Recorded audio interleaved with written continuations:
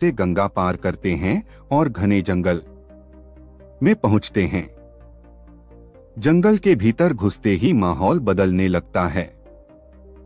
हवा में अजीब सी शांति और हल्की डरावनी गूंज थी।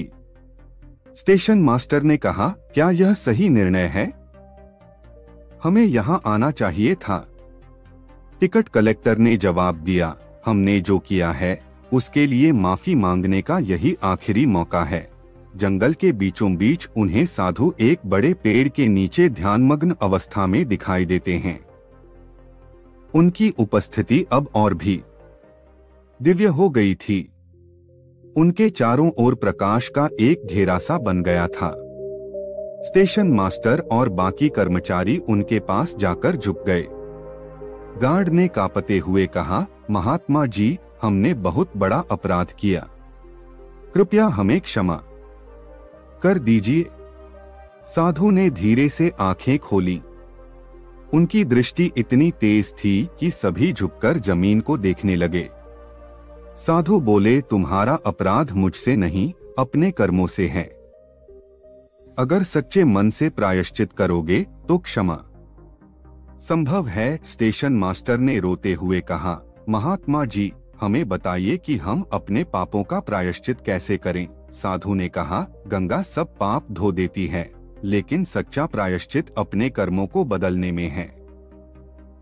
दूसरों के प्रति दयालु बनो, हर व्यक्ति को उसकी आवश्यकता के अनुसार सहायता दो, यही तुम्हारे प्रायश्चित का मार्ग है।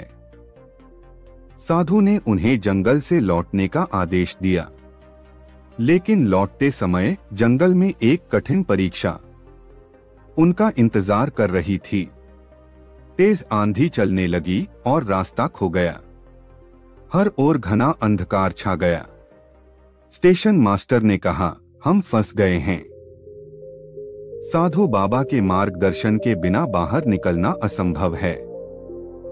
टिकट कलेक्टर ने गहरी सांस लेते हुए कहा, हमें वही करना चाहिए जो साधु बाबा ने सिखाया, धैर्य रखना और दूसरों की मदद करना। उन्होंने आपस में एक दूसरे की मदद से रास्ता ढूंढना शुरू किया। कोई गिरता तो दूसरा उसे उठाता। यह अनुभव उन्हें एक नई सीख दे रहा था, सच्ची मानवता क्या है। आखिरकार सूरज की पहली किरणों के साथ वे जंगल से बाहर निकल आए। उस घटना के बाद वे सभी कर्मचारी अपने जीवन में पूरी तरह बदल गए। टिकट कलेक्टर ने हर गरीब यात्री की मदद करनी शुरू कर दी। गार्ड ने अपने व्यवहार में दयालुता लाना सीख लिया। स्टेशन मास्टर ने हर यात्री को समान समझकर आदर देना शुरू किया। कुछ वर्षों बाद जब वे सभी प्रयागराज स्टेशन पर दोबारा मिले तो उन्होंने देखा कि स्टेशन के पास एक नया मंदिर बन चुका था। स्थानीय लोगों ने बताया कि यह मंदिर उसी नागा साधु की स्मृति में बनाया गया है।